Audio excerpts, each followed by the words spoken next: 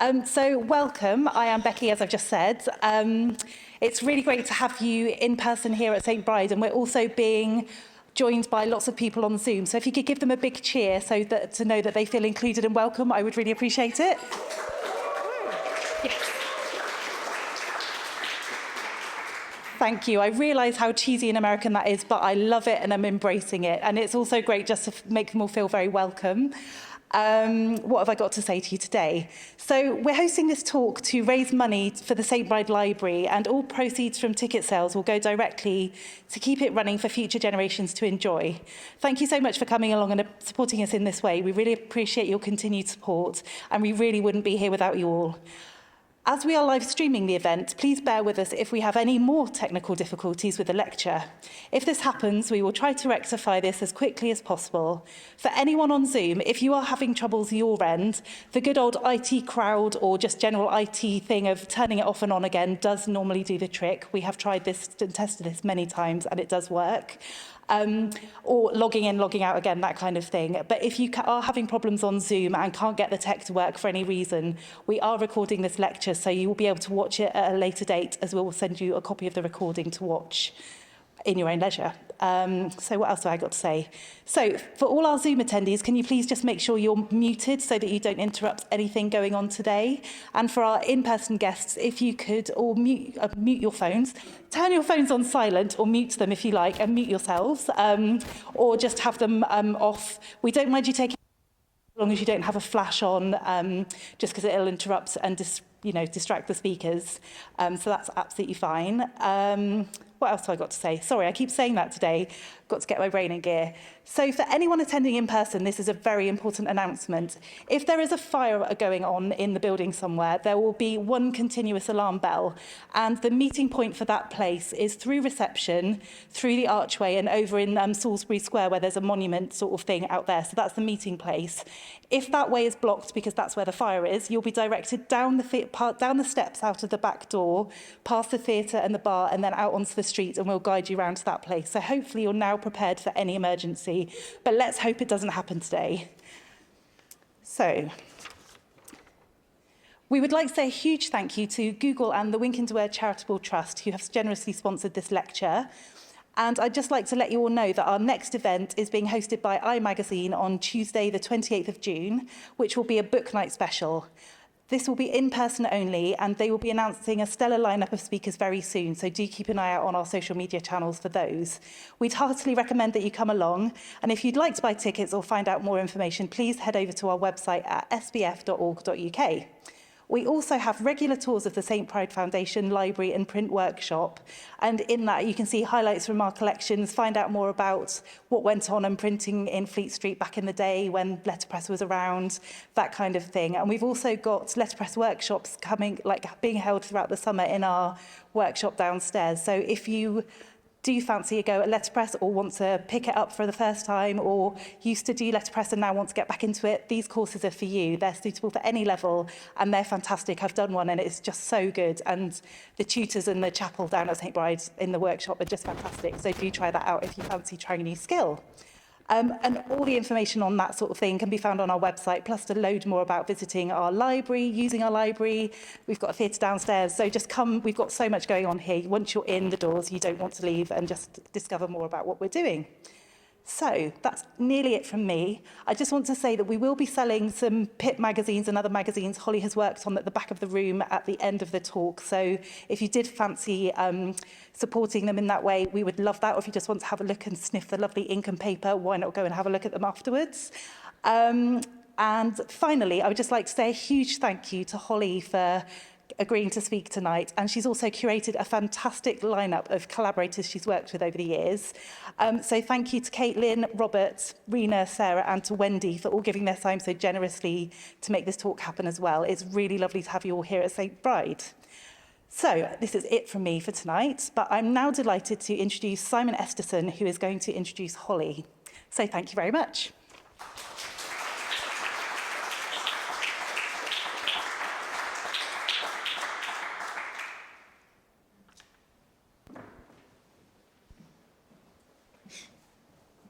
Thank you, Becky. I'll just unmute myself for a moment.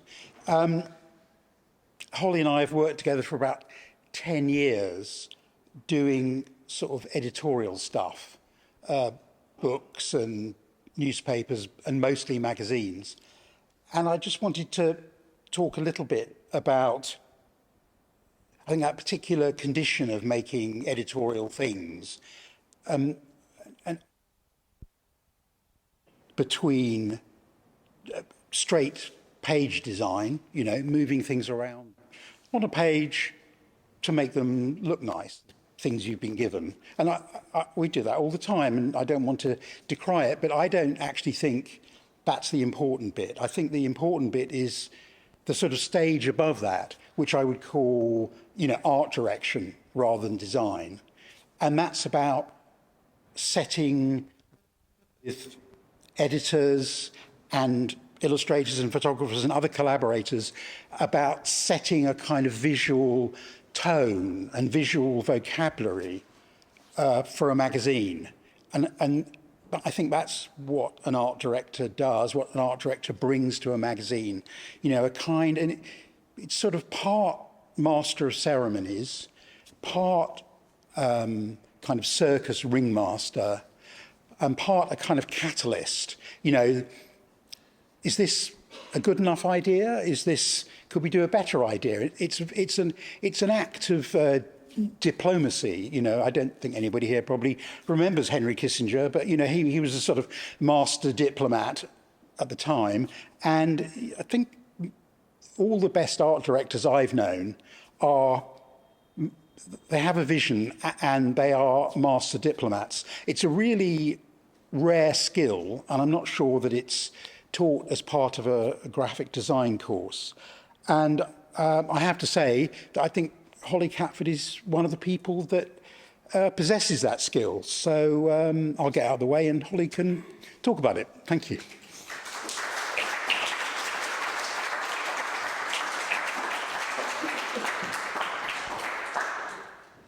Thank you, Simon. Hi. Sorry, I'm really nervous. When Becky asked me to do this talk, I was really stumped at how to sort of entertain a St Bride's audience for an hour on my own. And actually, I realised I was struggling because I was thinking about doing it on my own. I am always best when I'm working with other people, whether it's Simon or an illustrator or a photographer. And actually, that was kind of the trick that I needed to put this talk together, was to think about it like a magazine. So that's sort of what I did. And I asked 5 amazing people to come and help me, like I do for every magazine I work on. And they all said yes, and it's an amazing group of people, and I'm extremely happy that they all agreed to do it. So for this talk, I'm purely concentrating on the visual side of things. So I am actually just going to read this just because I want to get it right. The big elephant in the room is the art director's relationship with editors, which is just as important as all of the stuff I'm talking about today. I could do a whole talk on basically how much I love Helen, who is our amazing award-winning editor of Pit and my best friend. I could talk about John and Simon's relationship with John and how I've kind of grown up in the industry watching that relationship. Kate, Reese and Ella at History Today, who for the last 5 years have been amazing people to work with, and also Eleanor and Simon at Museums Journal. The other thing I can't miss out is Sarah Snaith. So she's on the left here with John and me, which are absolutely terrible pictures, which I think we're all very drunk in, but that's fine. She died a couple of years ago, but she completely shaped my idea of what an art director-editor relationship could be, mainly by drinking our way through our 20s, but also working on eye and pulp together. Right. Now we get into the good bit. So, as Simon said, we've worked together for the last 10 years. Sorry. It's actually the only picture I have of us together. So, there's John on the left, Simon in the middle, and me. And I think this was after a talk like this, and I really wasn't feeling very well, but it's the only picture. So Simon and I, we do things like but we also do things like redesign the Sunday Times. One of my main roles is that I'm the art editor at Pulp. Pulp is a magazine that we make, so the team behind we make it for Fedrigoni paper, and it's basically kind of every graphic designer's dream because we get to use sort of a minimum of 5 Fedrigoni papers every issue. This is just some random facts that I really like. We always put a face on the cover, or a person, some kind of face. This one was our booze special issue, which is the perfect example of an idea that happened in the pub that actually managed to happen. The illustrations are by Jason Ford, and you could actually peel off the stickers on the wine bottles. And also these were kind of cut out holes, but I mean, this is a quick PDF. And then we did a Bodoni special issue, as for St Brides. Was this shot in St Brides? I don't know. This is an original Bodoni punch, so we always put a face on the cover. This one was a typeface. The other thing I do is I'm the art director at History Today. I think this is almost every cover that we've done over the last 5 years. Let me just... So Simon and I redesigned it, and originally it was kind of an A4 size, sort of what I would call a W.H. Smith magazine. And we really took it back to its kind of journal roots. So these are all covers from the 50s and the 60s. And you can see what we did here. But I just think you can't really beat these covers. And the thing that I really love about History Today is the content. I mean, if you told me 6 years ago that I would be really into a history magazine, I wouldn't have believed you. But it's because we publish stuff like this, which was a piece about female genital mutilation in Victorian London. And this is actually the most popular piece that they've ever had on their website as well. And this was a good few years ago that we published this. Really, we just have to design things to go with the content. This was a piece about giants, so really big type. And we do things like the foundations of Liberia. This is the founding fathers of Liberia. And a very prolific female sniper in Russia. And this was a piece about a woman who pretended to a lot of doctors in the 1700s that she was giving birth to rabbits. This was a real-life Dr. Quinn medicine woman. And this was a piece actually in the last couple of issues, which was an amazing piece about Shanghai in the 30s and how amazing it was for jazz musicians and black intellectuals. We don't get to do a lot of commissioning for History Today, but the one thing that I get to do every issue is commission Ben Jones. So this was 2 pieces, the one about women in Parliament and maternity leave, and the other one is Ukraine. And this one was pandemics. But these are just a random 3. I think he's done 43 for us in total, which is amazing. And that leads very nicely onto cheese. Ben Jones did the cover for this one. So I founded Cheese with Anna Sula-Massing and Apoorva Sirapathy. We founded it in the first lockdown in 2020. And it's a magazine about cheese.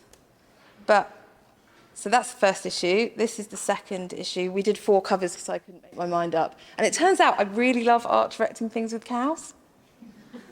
I just got completely obsessed with all these cows.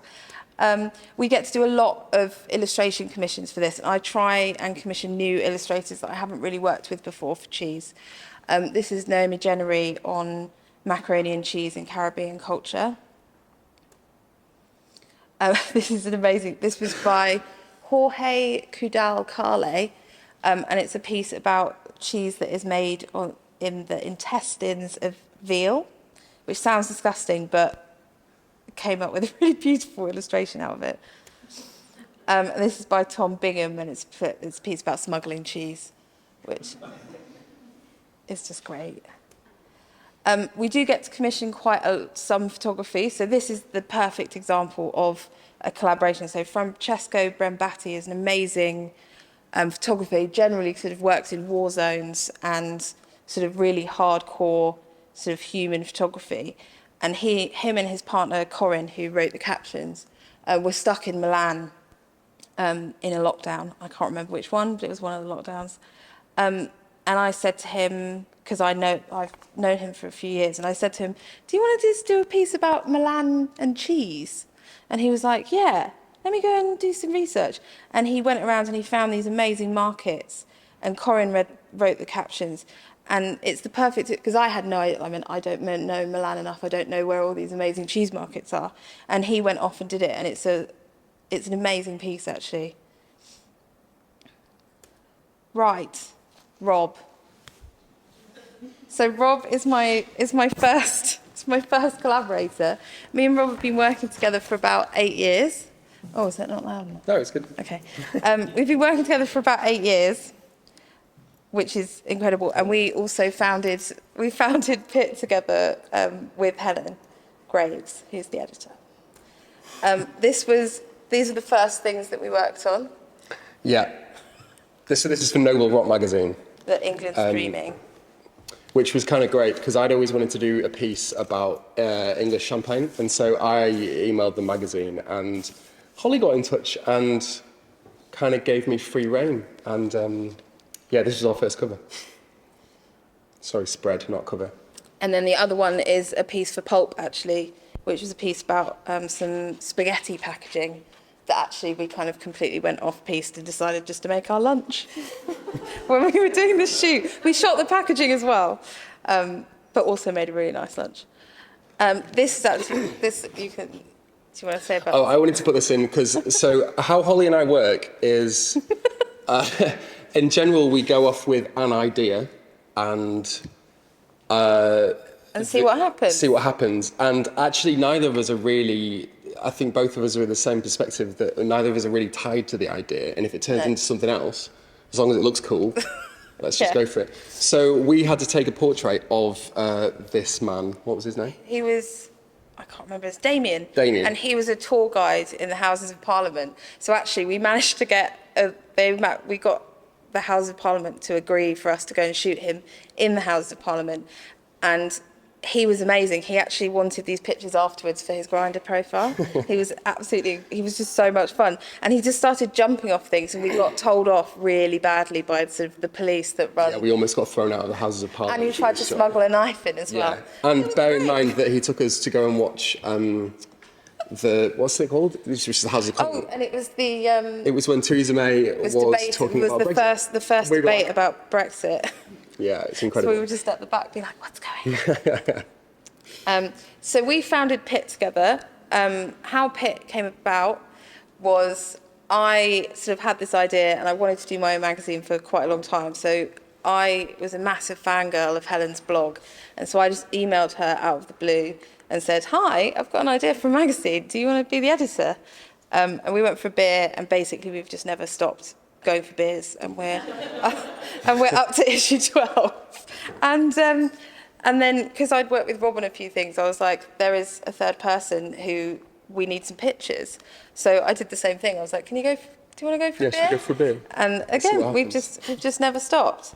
So really, I love every issue of Pit, but it was issue 8, which was the sausage special, where everything visually, editorially, all came together and became a kind of cohesive whole. Do you want to talk about the sausage dog? Yeah, I think there's a few things to say about the sausage. Is that I thought it would be a really great idea to do an actual sausage dog. So take a sausage. So I got this massive Cumberland sausage that was huge, and spent the entire day trying to learn how to do balloon animals.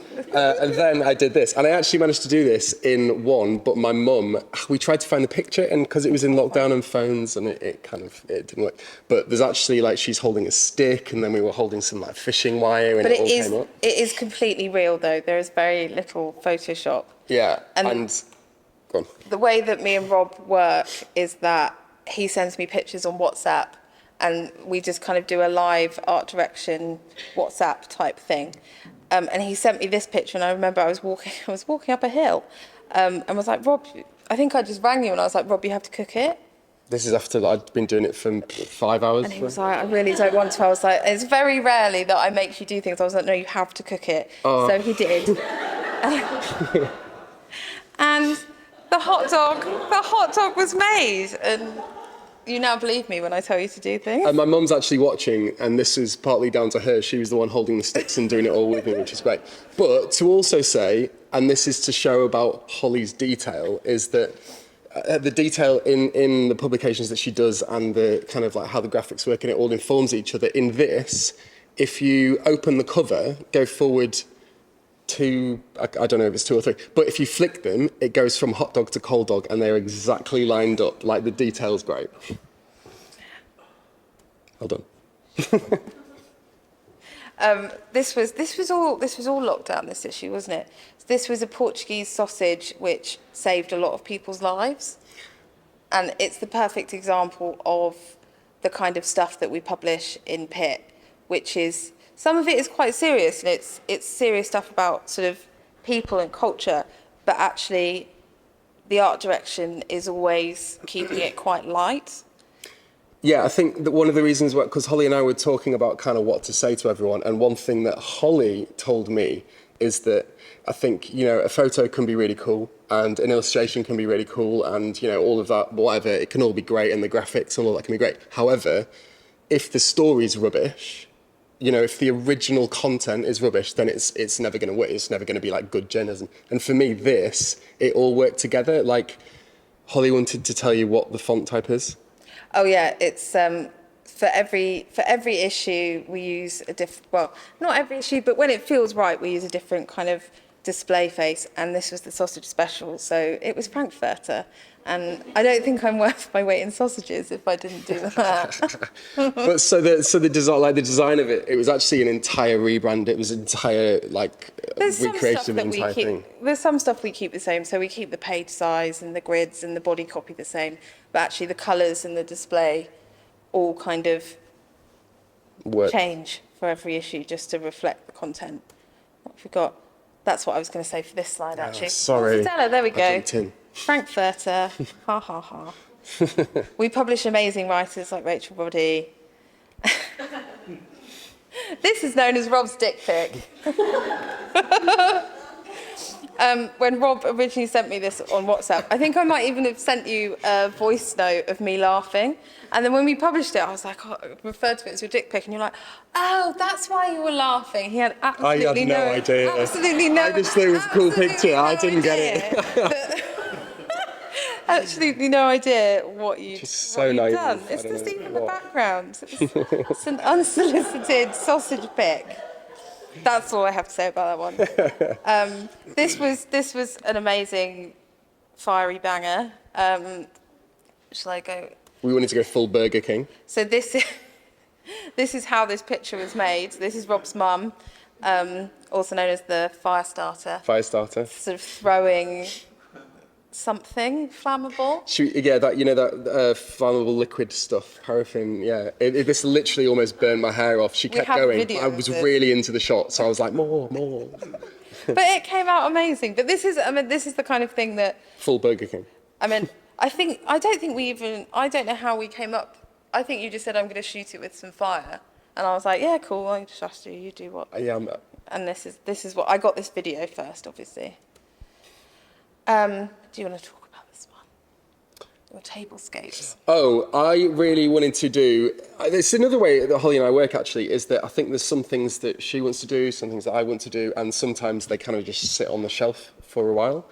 And so for a few issues, we really wanted to do some kind of tablescapes, where it basically just looks like a bit of carnage, because I really like shooting messy tables. And so we did 3 messy tables, but all of this it's informed by the fact that everything in all of these has MSG in it, and we wanted to convey that, but because I don't want that to be heavy, it's not a thing. We just wanted it to be quite fun and light. And so these 3 tablescapes, like everything on it, yeah, they're a mess. This is number 1 mess. And then we have everything listed underneath that's in the picture. So everything in all of these pictures all have MSG in them. I'm not going to go into the MSG thing, but basically it's not bad for you. Read the issue, do your reading. If you think it's bad for you, then you're very wrong. Also, champagne and KFC, delicious. Basically, this was just Rob wanting to have a certain type of dinner. And then everything in these pictures, all MSG. This was again for the MSG issue. I mean, this was an idea we had because we wanted to. Some MSG brands have really iconic packaging. This one, the Ajinomoto, is the most iconic, and I actually based all the design. Well, I just ripped off the Ajinomoto branding for this one, and this was a great one where I actually just bought all of the different brands that we were talking about and sent them all to your house in different packages. I've still got so much MSG. Some things came in like packs of like 20, and I was like, that's the only one I could get. Sorry. These were the recipes. So in every issue we have like a recipe section at the back, and this is where Rob gets to really stretch his legs. This one we actually shot about 4 kilos of chips. Just a bit over. We actually ordered a load of chips as well, so it's probably more than that. About 5 kilos of chips to get these shots, because this was our original plan. There's Helen being a hand model, more curry sauce. And actually they started shooting this, and then Rob saw one.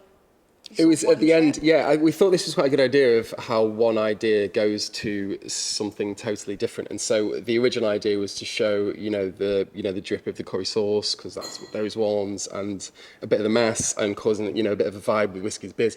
But then there was one. I think is there the one after this or not? Oh, that's not. Oh, that's all the chips in the bin. But there was one we did French fries as well, and it was one French fry that just looked. Epic, just like one great French fry. And so I just ended up taking that more for me, just having a bit of fun. And that ended up informing the rest of the shots, and we ended up scrapping them and doing them all again, because it was a bit like a Terry Richardson on chips, which is great. So we call it our chiptych. It's the chiptych. Which you've got printed up on your wall, haven't you? It's massive. Huge big chips. And then this was the. We don't condone food waste, but we do condone really good pictures. This was the kebab issue. And for this one, basically we just really wanted to do those crap pictures that you see in kebab shops. And they're actually really hard. They're really hard to get right. Really difficult to get right. It took us a really long time to actually get this background. And I think you can really see it. But this is kind of a perfect example of sometimes with Rob's pictures, my only job is to be kind of a vehicle to show your pictures. But other times I get to go a bit wild kind of with them. And this is the kind of picture that I think you can kind of push against when it comes to the art direction. And they're all identical, almost identical. But you'd never know if I didn't do that. And then this, I actually think is Rob's best work. I think this is the best shoot you've ever done. This was for the night market issue. So we had one recipe by Helen, which was inspired by a market from the issue, with a matching cocktail. And so the idea for this one started out as the René Magritte, the night and day. Sorry, I was just trying to remember the picture. So, where there's like a dayscape above and there's nighttime below. And we started off doing a bit of a different take on it, but I wanted to try and somehow get the reference to the night and the reference to the day. And we ended up shooting it on a sky background, which I deliberately left in. You can't really see it in this. Maybe you can. No, you can't really see. There's we left in the original texture so that you can actually see that, it looks like a weird sky comp, but actually you look harder and it looks like rubbish fabric, which I think both of us like leaving in details that we find funny. Yeah, well, it's not none of the food that we shoot is ever sort of completely perfect. There's always kind of an element of realism in everything. So we did 4 of these, and this is kind of the opposite of the kebab issue, where I did put some captions on the pictures, and you were like, no, Holly, and I was like, no, you're completely right. Do not put captions on the pictures. So actually, all I did was we just had double-page spread of pictures, and then we had little miniatures to go with each recipe, just because these are the kind of pictures that you don't touch as an art director. You don't want any distractions from how great they are. This was Billingsgate, so it's a scallop and bacon bap and a hard shake, which I would murder right now. And we actually forgot to talk about this one when we did our little plan. This is the potato issue. So this is Polly on the left and Bob on the right. And then this is melon. So 10 points for anyone that gets what we did there.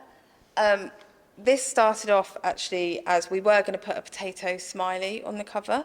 And me and Rob were kind of talking for ages, like, what's an iconic potato? Because if we do three, we want to do potato head, smiley, what's the third iconic potato that has a face? And we couldn't think of one, so actually we ended up... We did do...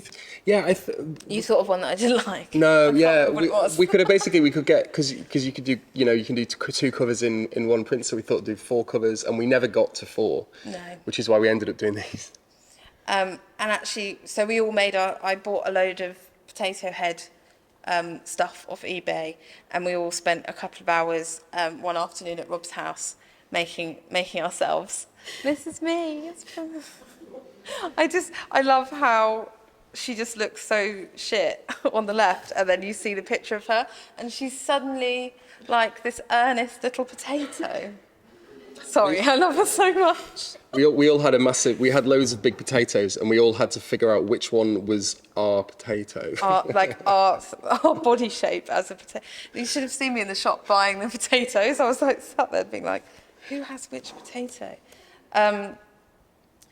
And this issue, I commissioned someone called Will Mower, who's an amazing printmaker and graphic designer, and he made this typeface out of potatoes for us and printed them, which will be available to buy at some point when I sort it out, because it's pretty shonkily made right now. And this one was a piece about potato scallops, and this is a good example of kind of us working together in a kind of editorial way, because the piece talks about her eating the scallops on the bus. So we both read the piece, and then I said to Rob, you're going to have to shoot them on a bus. That's the only option here.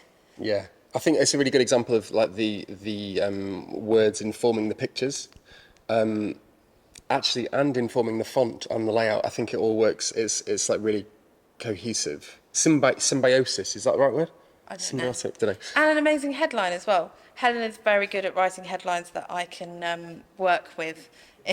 Like, can you just do everything as like 4-letter words, please? Which is really, it's amazing how many headlines you can do in that way. And this was them frying. And the spread that accompanied it. I mean, it's just beautiful. And this kind of leads on to us kind of being a little bit more, even more editorial with ideas in the pictures. So this was actually for Cheese magazine. And Rob shot this amazing cheese that I can't say. You can say. Tom de Savoie. Okay. And we had 2 pieces. One was kind of a French one. So this is in the background. We basically just cut the cheese out that Rob shot and plonked it on. We thought it'd just be really funny. The right mountains. And this is a Reena drawing, but Reena will talk about these later. And then we had another piece that was kind of part of the same thing, which was the same cheese being made in India. So this is the same cheese, but these are the actual cows that they milk to make this cheese. So we get to have quite a lot of fun when it comes to actually getting some editorial ideas in the pictures. And then last but not least, me and Rob worked with Helen on her first cookbook, and Simon actually had a very good idea of like, what should we do for the type? And I was thinking of using a stencil anyway, and then Stephen Coates popped up saying, oh, I've got these stencils all in the studio. So I sent them to Rob, and we just thought, let's just give it a go and see what we can do with the, so it's the leftover charcoal dust from the shoots from the food. and it was just a pure experiment to see whether we could actually do it. We'd no idea whether this was going to work, and we had 3 grades of charcoal dust to see how much kind of I spent contrast ages we wanted in. smashing them up into 3 different grades. So this is actually live fire coarse, and we have a live fire fine as well. And actually, they turned out really amazingly in the end. And this is the cover. So it was. It's been out about a month now, so buy it now. It's very good. Published by Hardy Grant, and we used the type for the opening each season.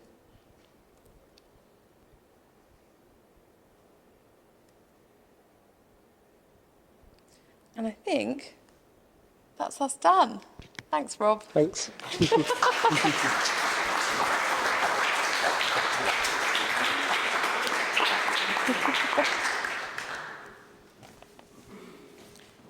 So next up is Caitlin Isola.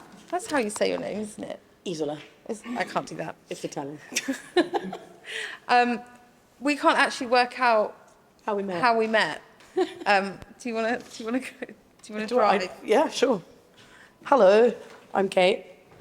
So, yeah, I don't know, you can ask me questions first, or am I going to say stuff? What are we I gonna... think you should introduce yourself. Okay, so I've got notes on my phone, because that's what I did. So, yeah, I'm Kate. I trained as an art director in Cape Town. Grew up there. I'm Italian, but grew up in South Africa. And moved to London about 10 years ago. Got a background in restaurants. My family were all chefs, all owned restaurants, so kind of was always in the food environment growing up. And was working mostly as a freelance graphic designer, and then sort of made the jump over into food photography because I wanted to do less work behind the computer, and that was about 4 years ago.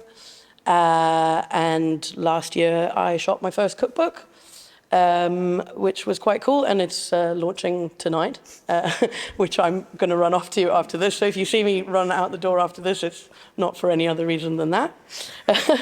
And yeah, I'm self-taught. I basically saw Pip magazine. I knew Helen a little bit from reading her blog, and because Food Stories is great.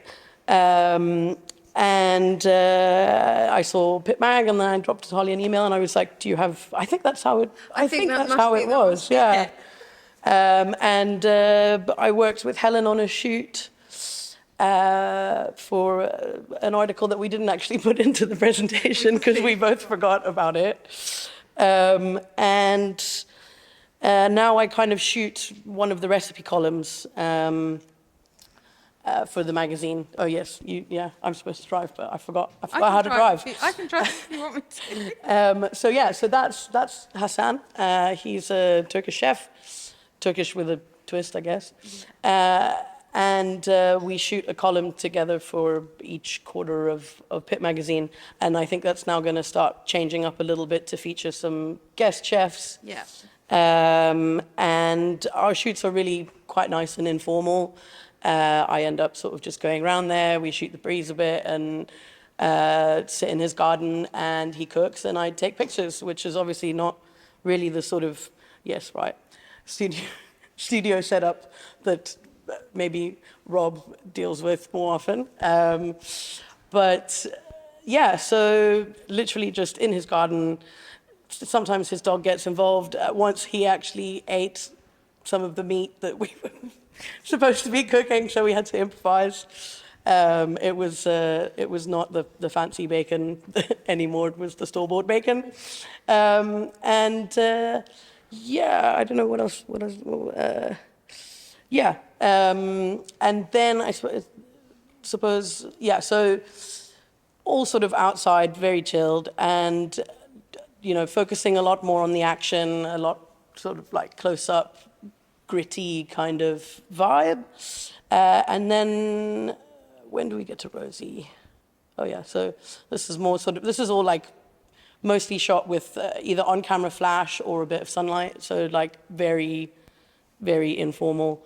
And this was a dessert that we shot together that he cooked on a barbecue, which was incredible. And then I did this one with Rosie, which was slightly different vibe, a bit more of a focus on the still life of things.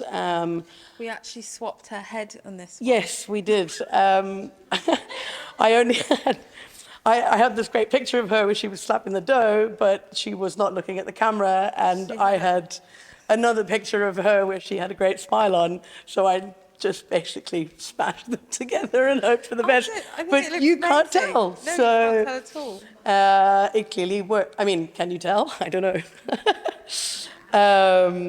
So yeah, a little face-off there. And yeah, this one was a little bit more sort of moody, a little bit less focus on the kind of grittiness, and a little bit more sort of toned down and yeah, moody, I guess. And yeah, that's, I think, my TED Talk. Amazing.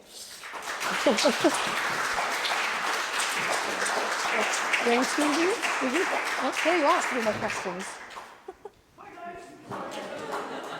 Okay, I just need to swap over presentations. Oh, oh no, the internet. Sorry. Yeah, there we go. That one there. So next up is Sarah. Sarah illustrated the potato issue for us, and she's going to talk about it. Yes. So I am an illustrator, and I illustrated the most recent issue, which was about potatoes. So this is some of the work that I did before that Holly sent me, sort of showing me the work of mine that I'd already done that you liked. And yeah, I kind of liked it because this is from quite far back on my Instagram. It's kind of strange. I really went Yeah, back. yeah, yeah. So I kind of liked it that you like this sort of strange things that I'd done. So I felt like it was going to be good, like give me more creative freedom, and yeah. So yeah, this one is about Sheffield fish cakes, which sound really delicious, and I really want to try them. So I have to go to Sheffield soon. So I sort of started, I love fish and chips, so I started drawing the objects that you have in chip shops. That sort of was my starting point. And yeah, so that's some of them. And then the one on the left is the sketch that I sent to Holly, which was, I think, the neatest sketch that I did. So really we're going to see more sketches later, which aren't the same. Yeah, and then you had the idea that the queue would sort of go on forever and ever. So we had it snaking around. And also included a cat, which was part of the brief that one of the illustrations had to have a cat. Because I kind of think that's how we met, was talking about our cats on Instagram. Yeah, so... Because this is the first time we've ever worked together, but actually we'd been talking for a really long time, just sending each other cat pictures. Yeah, Dylan. Thanks, Dylan. Yeah. This is from my sketchbook, which I didn't send you. No, I feel like you're I've never sent you this. I love them. Yeah, so the one on the left, me just sort of figuring out how the perspective might be, which it didn't end up like that, but I used to work in a fast food restaurant, so I feel like I had it so embedded into my mind, making fries and frying chicken and stuff. Yeah. This is about tortillas in Spanish cinema.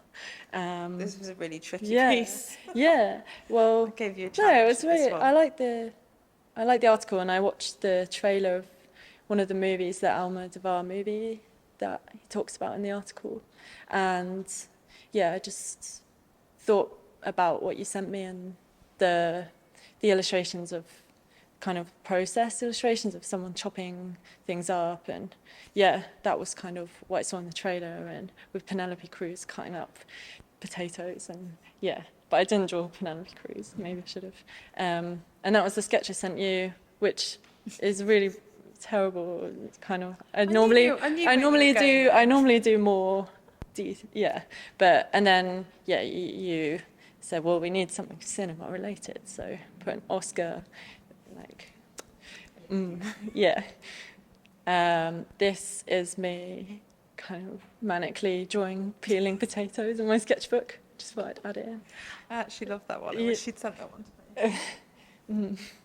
to me. This article was about kind of reframing the idea of being a couch potato. So talking about the concept of laziness and how you can change it, and I really enjoyed that article. I think it's the first one I read. My favourite illustration from the issue, actually. Thanks. Yeah. So I feel like maybe you need to read the article. Shall I talk about it? You can buy it afterwards. I don't want to do any spoilers.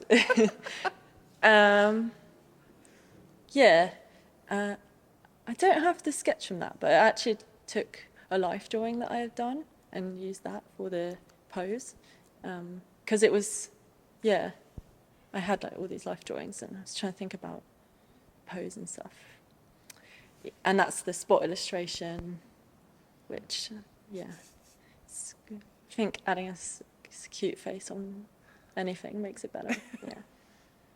Sometimes that's the solution. Yeah. Just make a cute potato. And that's my kind of mental figuring out in my sketchbook. Also, the article focuses on motherhood. I decided not to draw that. I thought, like, maybe my characters are quite chunky and humorous, and I thought maybe, I don't know, the article's quite, quite poetic. I don't want to ruin it with humour. This one is about Irish expats' relationship with potatoes. The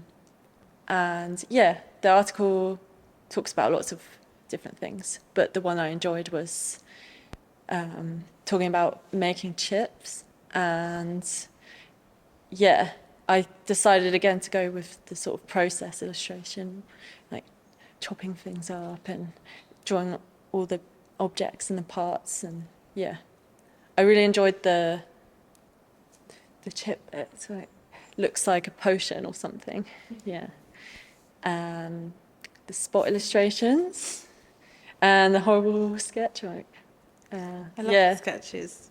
I was actually moving house when I did it, so they're a bit rougher than I usually do. But I can't believe I'm showing it. But sometimes it's not perfect.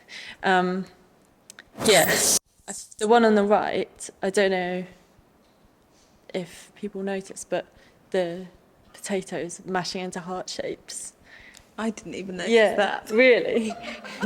Because I showed my friend didn't notice it, and then well now you know. To just show how much she loves potatoes. This one I really liked the article. It made me really want to eat crisp sandwich. It was simply an article about like her love of crisp sandwiches. It was really fantastic. I was a little bit lost what to do, but so this is, you can see the other drawing on the background of the weird potatoes, and then this is me trying to think about the illustration, and I sort of was thinking a lot about the textures and stuff. And also I wanted to draw pom bears, so but I actually think that might be my favourite one I did from this in the end, even though I found it quite hard to think of an idea. So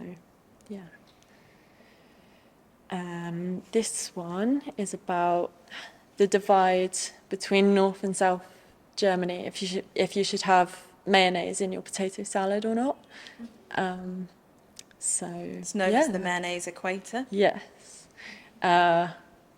So the one on the left is the sketch, and then we decided that there would be the title in that space there. So shifted it around a bit and added the two colours to have the idea of the north and south divide. This one was about taro, which is a kind of potato in the Pacific Islands, and the main illustration in the middle was sort of about a folk story, which is in the article about the plant growing from a baby that was buried, which is kind of sad, but also thought it was really beautiful. And when I looked at the plants, I just thought the plants themselves were so beautiful, like the shape of the leaves and everything. So I really wanted to draw that. And yeah, that was the sketch. And thank you for trusting me. I did completely trust you. That one. I could see I could see where you were going, so it's fine. This one was about the women's liberation and kind of the beginning of convenience food and The feminism of tater tots. Yeah. And the idea, the main kind of concept there was the American flag on the gloves.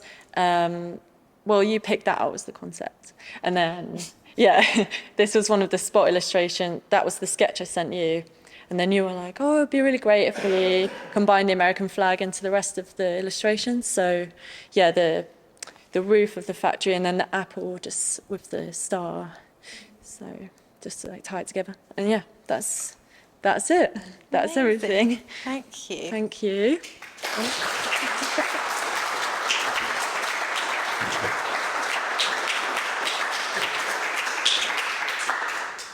Sorry, quick switcheroo.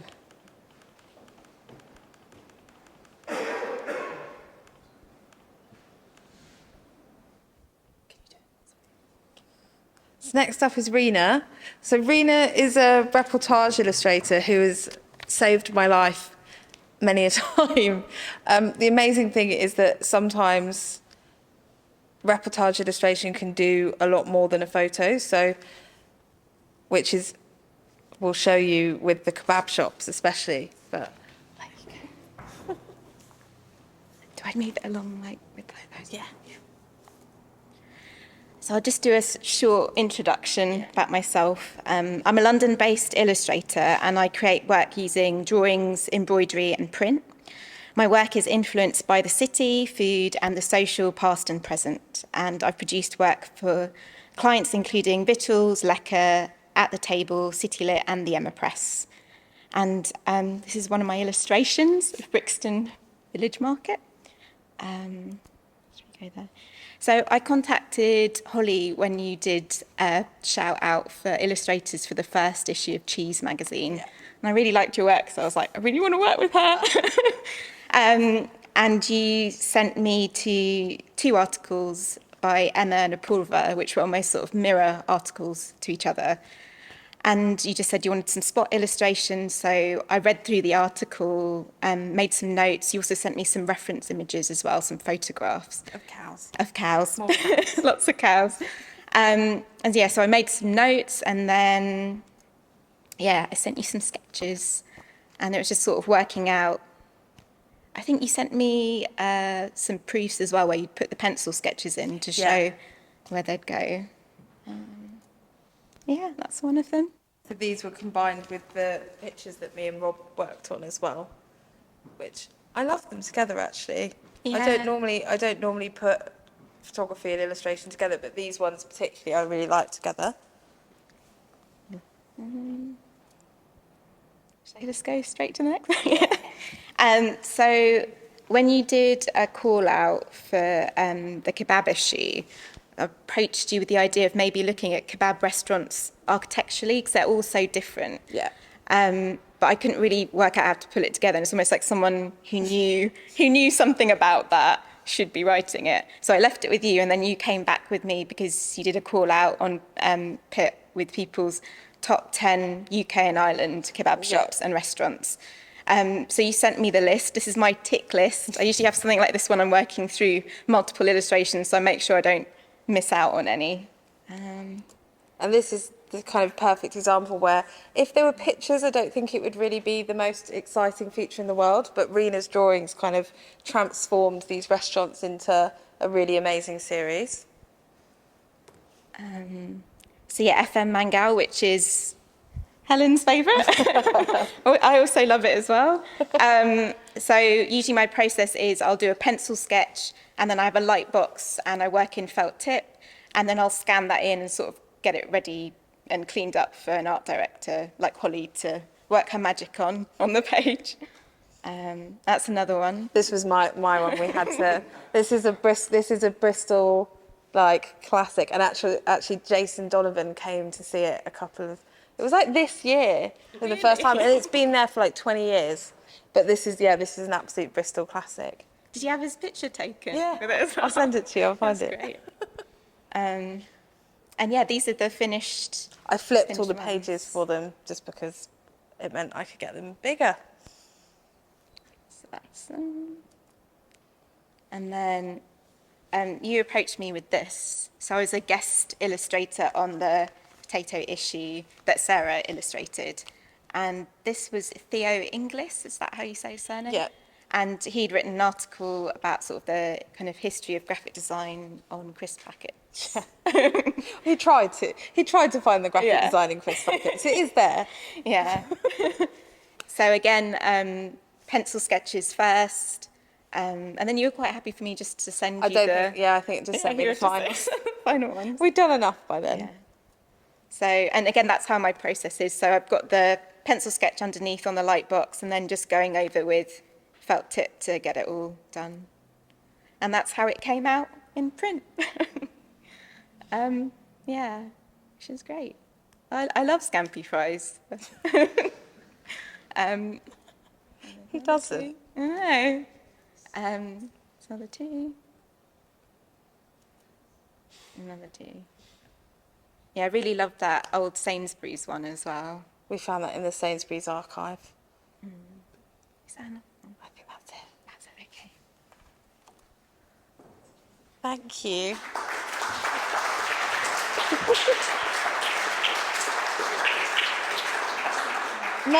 Next up is Wendy. So Wendy illustrated the MSG issue, which was probably the trickiest issue of Pitt we've ever done, just because there was a lot of articles that were quite tough to illustrate.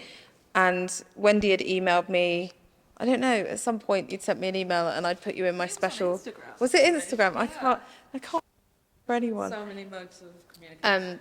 And I kind of looked through everyone's work that messages me, and Wendy, when I was commissioning for the MSG issue, I knew immediately that she was the right person to do it. There you go. Hello everyone, I'm Wendy. Just a little bit about myself. I'm a Manc artist living in London, hence the twang, you might be able to hear.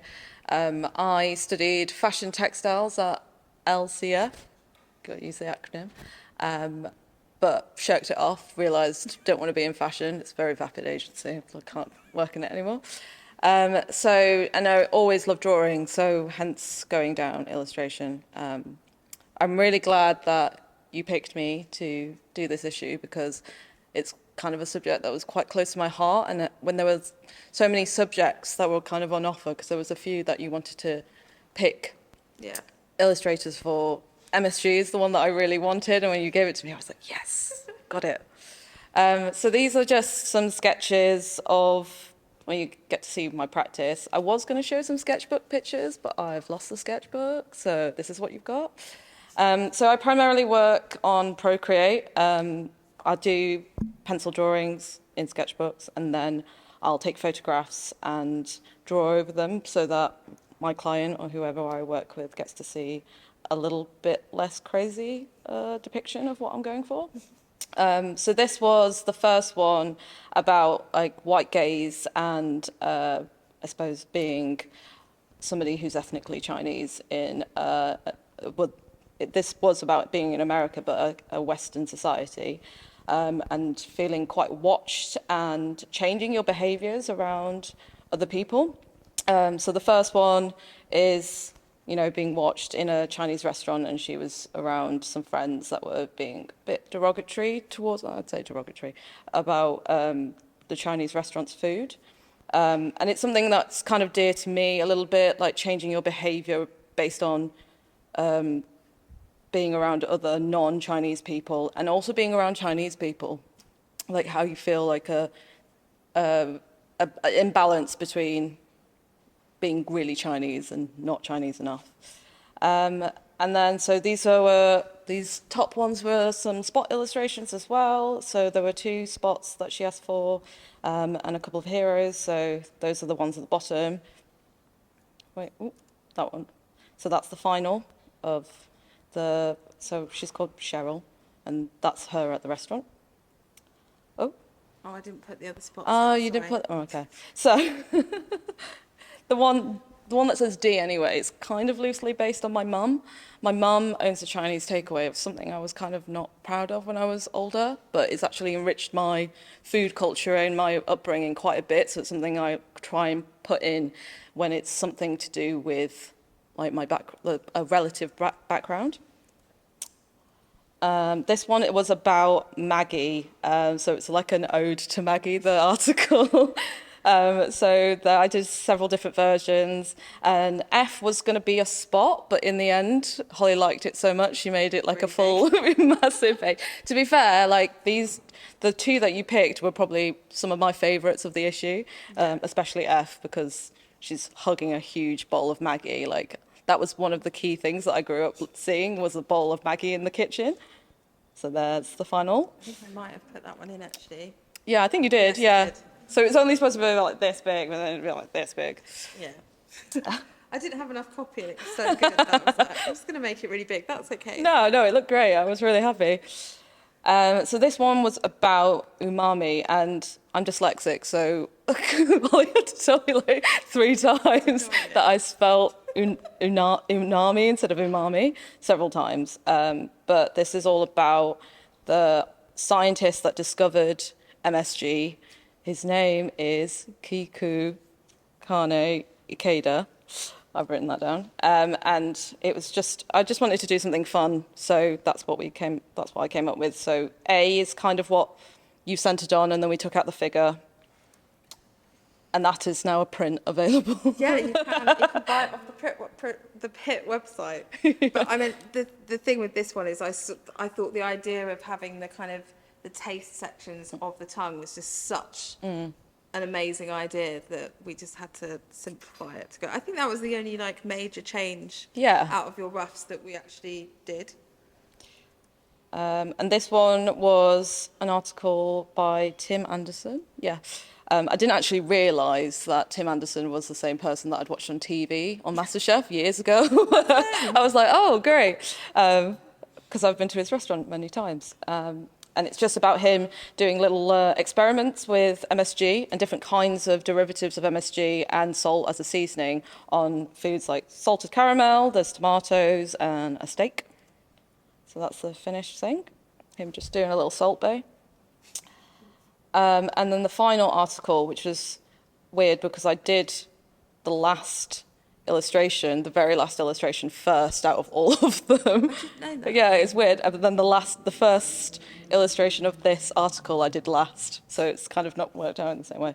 Hence why the roughs are a little bit. But it's all about this person who I've written down, excuse me, Charlene DeWang, who is on holiday and discovers this amazing noodle dish and can't understand why she can't replicate it at home, even though she's been given all the ingredients.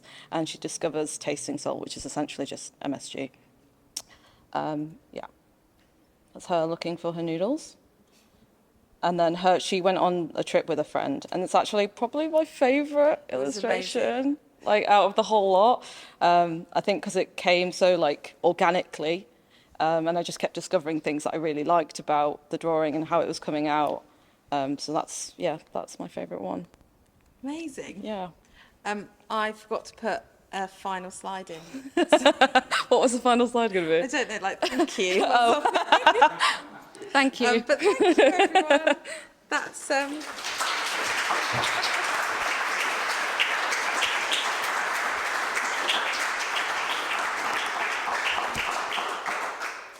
So, oh, is this on? Come on, collaborators, you have to come back up for questions. Sorry, we're having loads of problems with our mics tonight, so I hope you've been able to hear everyone. It's all been good. So do you, all the collaborators want to come up on the stage, and then this side probably.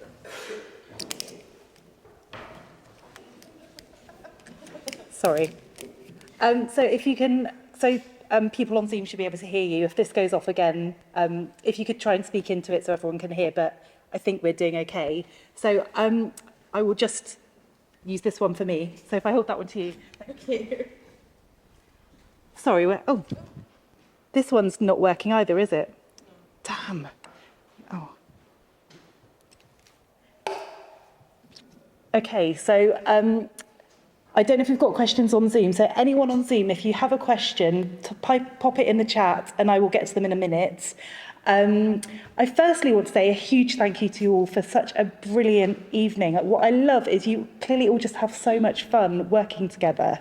It's just fantastic. And I've just remembered I meant to move this mic stand out of the way, so just let me get that done. So I'm very forgetful when I'm in organisation mode. So my question, I think, was for Holly to start with, is how much free rein do you give your illustrators and collaborators? Do you have sometimes just a seed of an idea, but with the illustrations, it feels like you give them an article and let them come up with ideas. Is that how it works? Yeah, that's exactly how it works. So I very much believe that the illustrator is the expert when it comes to coming up with a visual idea. I mean, this is something that Simon has taught me. And actually, all you need to do is give them the article, give them the size, give them the money, how much your budget is, and when your deadlines are, all in the same. First email has to have all of that information and see what they do. And sometimes people will come back with a selection of ideas and there'll be like a little tweak. But generally, I will actually accept just normally one of the first ideas, just because I'm not the expert when it comes to coming up with the picture. That's what these guys do really well. Photography is a bit different, but with illustration, that's really the best way to commission. It's the only way to commission. So in reflection to that for the illustrators in the room, how do you feel when you just get an open brief? Does that work for you guys, or do you like more direction, or how do you feel about it? Because I know some people love something really specific. Can you answer that, or? Oh, it's me. It depends on the brief, really, but I prefer an open brief because it lets... No, it's good. No, I agree. Yeah. No, I think it is. It gives you more scope to explore.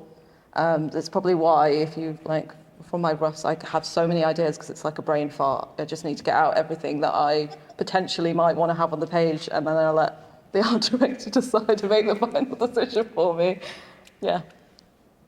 Yeah, I'd agree as well, just because it's nice having an open brief, but then checking it as well, that I'm along the right sort of lines. Yeah. I like it. I like having more kind of prescriptive ones sometimes, but yeah, I like kind of coming up with ideas. But then sometimes I'm like, is it too strange? But generally I like it. Yeah. Sorry, we're having to deal with one microphone here. Oh, it's turned itself off again. Sorry, Bear, please bear with us. So does anyone in the audience have a question that they would like to ask? And if so, can you please shout it really loudly? So yes, there. Yeah. I had a question for Holly and also for any of you who work exclusively with this kind of subject matter. But I was wondering, do you ever get, because the magazine is very focused on food obviously, but do you ever get bored of working with one particular subject matter on which that you could branch out and feel constricted, or is it just something that you can always work about? Can you use that so that people can hear? No, I couldn't get bored with food magazines. I mean, with Pitt, we do a theme per issue, and actually, I love the restraint that it has with Pitt when you have that theme, because actually, pushing that theme is where it gets really interesting. And like for the MSG issue, for example, we included a little baggie of MSG, which was really interesting to explain to the mailing house what we were doing. But it's things like that of like, how can we push this idea as far as possible? Like you're never going to get bored doing that. I think if we just did a food magazine, I'd probably get quite bored. It's the constraints that kind of keep me excited. That's great. Does anyone else have any other questions in the room? Simon. Here we go. Well, I feel bad, but I did not. Don't you think that the art director's thing is not telling the illustrator or photographer what to do? It's actually about choosing the person in the first place, and that's the great sort of the fun and the sort of thing that makes it work, enjoyable. Yes. That wasn't really a question. I think we did that wrong way around, wasn't it? Very true. The question's longer than the answer. For anyone on Zoom who couldn't quite hear that, Simon was basically saying that the art director's job is to choose the right person for the job in the first place, which I think is exactly right. I'm just going to go and check if there's any questions on Zoom. Thank you for bearing with us. This is all a little bit convoluted. We do have questions from Zoom. Okay. So, Holly, where do you get your inspiration from and where do you find your illustrators? Oh, you don't need it because you've got everything. I get a lot of emails from illustrators, and I might not reply to every single one because I have a lot of them, but they all go into a folder in my email, and every time, and I look at all of them, and I look at everyone's portfolio, and sometimes I'll remember people, and other times, like for cheese, for example, or if we have a new theme coming up for Pit, I'll sit and I'll go through all of those emails.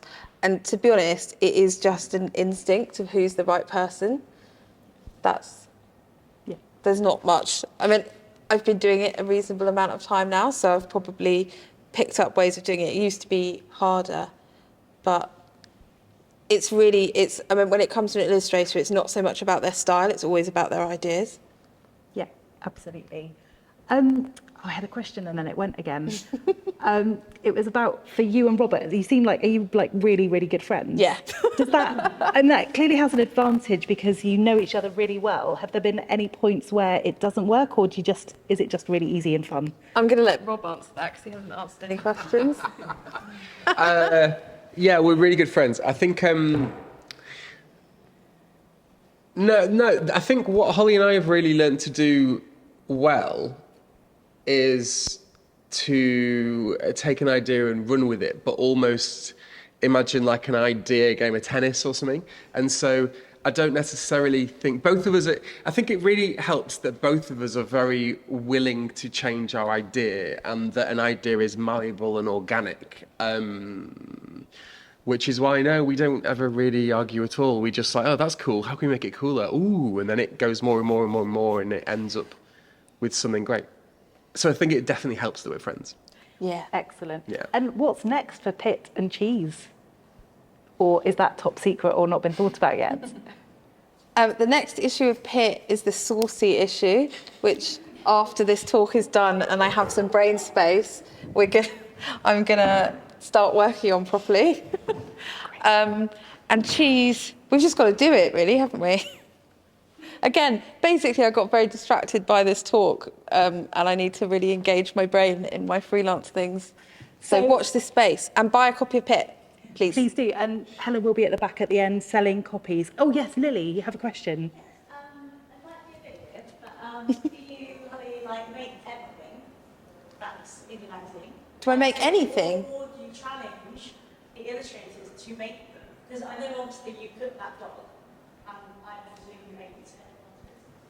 You didn't eat it. You didn't eat it, actually, no. It had been out for quite a long time. Because it wasn't, because I couldn't turn it around, probably the inside was a bit raw. I know. It looked good though, didn't it? It did look just a bit of mustard, didn't it? Really. Just sitting here, I'm quite hungry, so I was wondering We eat most of the stuff on the shoots. Luckily, Helen is like the best cook ever, and she does all the cooking. And basically, when we do our pitch shoots, Rob takes the pictures, Helen does the cooking, and I just sit and eat everything and go, that looks cool. That's really my main. I think one of the only reasons why I wanted to be a food photographer is to eat the food. Yes. Every person that works in food publishing is really into their food. That's why we do it, isn't it? Any more questions in the room? Yes. You give a lot of photographers and illustrators like young or new, young in the game, so to speak, a chance. And how do you navigate and give briefs or encourage? Because obviously, if you're new to the world, you might not, know how to navigate it and things like that. And obviously, that might also not quite meet the brief correctly. And how do you, look after people to get? I guess with illustrators, it's quite rare. Because you get the rough stage, that's really the stage where you can say, well, this is working, this isn't working. And actually, if an illustrator has kind of done any kind of training or is sort of advertising themselves as a sort of editorial illustrator, they're already kind of halfway there. It doesn't take too much hand-holding. With photography, sometimes it's you have to do a bit more kind of technical support to be like, oh, send me your low res, I'll use that. And then you only have to retouch the pictures that I'm using, stuff like that. But it just, I don't know, it just kind of comes as a second, because you're working together, it always kind of comes as a second kind of sense, is that the word? Yeah, I think so. And it's part of the fun of it. Yeah. Oh yes, Lily again. So obviously there was one font that was semi-food related. Have you got all of them lined up and you look at just roll them out, roll the cheese one and It just kind of happens when I'm laying out the issue. Like the potato one, as soon as we decided to do a potato issue, I said to Will, you need to do me a potato, because he does loads of rubber stamps anyway. And I've known him for years. He was actually my sister's first ever boyfriend, and he's extremely talented. And I was like, Will, can you do some potato type for me? And he was like, yes. And then just sent me all these pictures of him doing all this potato stuff. But actually, the saucy one, I'm very tempted to try and do some kind of saucy illustration. But actually, the idea for the theme came because I saw someone had done a typeface called Mayo. And I really should, being in St Bride's, I should really know. We're fine. I'll put it somewhere. Someone can find out. Yeah. Yeah, she's on Femtype, and that's where I saw it. that's And I saw. I can see it though, but that's my mistake. I'm so glad that you know, because I saw it on Femtype. And I saw that and I went, I really want to use that typeface because it's called Mayo. And I was like, we should do a saucy issue. And this is where the Pit WhatsApp group is the best, just the best creative tool of them all. And I was like, guys, we need to do a saucy issue. And now we're doing a saucy issue. So actually it was the typeface. I don't know whether we're going to use it, but I probably will because I kind of have to now. Yeah, you really should. That's amazing that it's So do you find it's really interesting hearing you use WhatsApp, because I do occasionally message editors or publishers that I work with on a freelance basis. It's sometimes just more freeing than emailing. Do you find it a bit more creative and just it's a bit more, everyone just throws silly ideas in, or is that just how Rob hates our WhatsApp group more okay. than any. I think he's had it muted for the last 3 years, because me and Helen speak pretty much every day on WhatsApp, and it will be like, oh, have you paid this person? Or have you done, or we need to do a saucy issue. Or it's like a constant stream. It's like a stream of consciousness, yeah. I think. And then sometimes if we're talking about Pit stuff, we'll kind of sneak onto the Pit one, and Rob will have 100, 150 unread It's messages. just because I suddenly turn round and there's 75, and then and it's just me and Helen. it's just so much You're like, what are you admin to doing read. But I think, to be honest, I would say that without WhatsApp, Pit would be a very different magazine. That's really interesting. That is really, I do no, it think is it's interesting good. just using... Without a messaging, Yeah. I mean, obviously we could have used another messaging system. No. But like any kind of instant messaging, basically without MSN Messenger, PIT would never have existed because it is really the way that we all kind of get excited about stuff. Yeah, I think it's more immediate, isn't it, than typing an email or something and then your inbox will get full, and somehow it's not stressful on WhatsApp for me, but on email, maybe for Rob. But anyway, sorry, we're going right off on a tangent, but it's been absolutely brilliant evening. I think that's a perfect place to end. Thank you all so much, and to Caitlin, who had to rush off to her book launch. So you'll all have to go and look it up once we know which book it is, and we can tell you all to go and buy it and look at how fantastic the photographs are. But thank you to Holly, Wendy, Reena, Rob, and Sarah, and to Caitlin, obviously, and to you all for coming. It's been an absolutely brilliant evening. Holly promised us all that we'd be in the pub by What time is it? 8:35. I think we're just about going to hit that. But do hang around and buy a PIT magazine. If you would like to join us, I think we'll head to the Old Bell. But Thank you all for coming. Thank you all for joining us on Zoom. It's been a brilliant evening, and do come along to the iMagazine talk on the 28th of June. It'll be fantastic as well. Have a great evening, and thank you all very much.